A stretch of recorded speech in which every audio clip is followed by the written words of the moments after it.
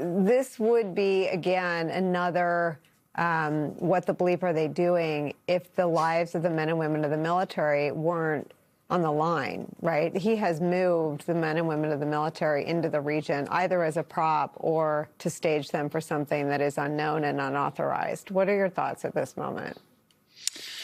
Well, look, we all want to stop drug trafficking, but the American people deserve actual real solutions, right? Not reckless airstrikes. And why is this reckless? For lots of the reasons that your other guest just said. It's a dangerous escalation, this time inside Venezuela, and we just attacked a sovereign country, and it barely made the news. 100 people have already been executed, and it really puts our military in a bad spot, right? Because there is no clear objective. We've heard three different things, right? Susie Wiles says it's regime change. We've got the Secretary of War saying it's about narcotics. We've got the president all over the map. So there's no clear objective.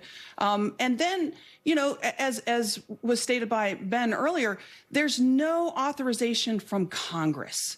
And that it puts the military in this sort of legal purgatory, okay, where, they're striking without any authorization to do so by our Constitution.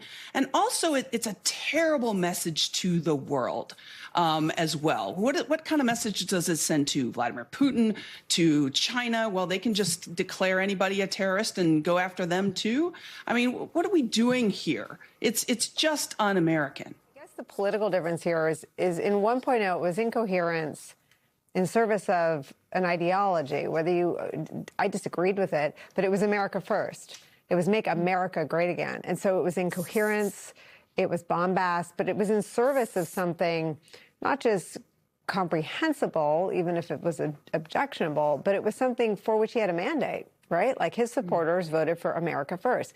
This is incoherence in service of, as Ben Rhodes just said, bombing big countries, at least three of them that we know of.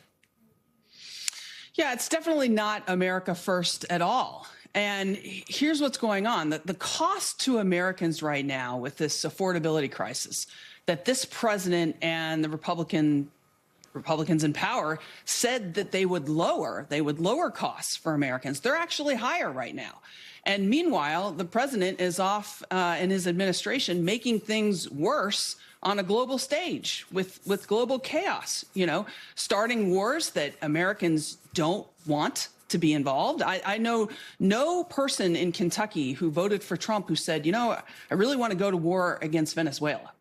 That's not what's on people's mind.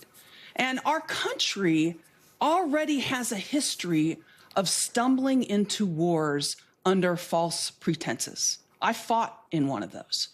So it's really important that before any further attacks, the American people, whether it's in Iran or in Nigeria or in Venezuela, the American people deserve a president that makes the case for war, not on Twitter, not on X, not on a Friday night talk show, but to Congress and to the American people. He has not done so.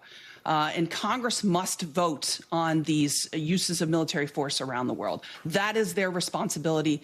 These Republicans in power, they don't take their responsibility. They're not doing it.